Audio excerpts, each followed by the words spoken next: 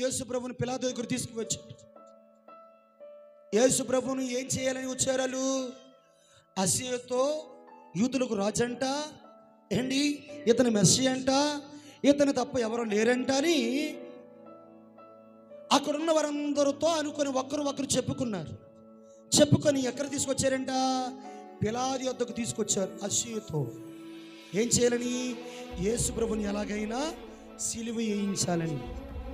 పిలాతు భార్య అన్నది, ఏ నేరం చేశాడు నన్ను తీసుకొచ్చావని పిలాతు అడిగితే పిలాతు భార్య చెప్తుంది, అతడు నిర్దోషి, అతను జోలికి పోకుడి అంటుంది. కుట్టబిడ్డ గట్టిగా, అతడు పాపము లేని వాడు, అతను జోలికి వెళ్ళకు సుమా.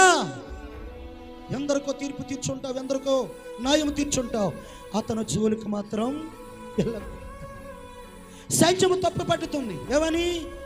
అప్పుడు చాలా మంది యేసు ప్రభుని సిలువేయాలని, యేసు ప్రభుని 3 మేకల మీద కొట్టాలని, యేసు ప్రభుని పిడిగుద్దులు కొట్టాలని ఆలోచనతో, స్వార్థముతో వారు ఆలోచిస్తే పిలాతు ఏం చేశాడు తెలుసా?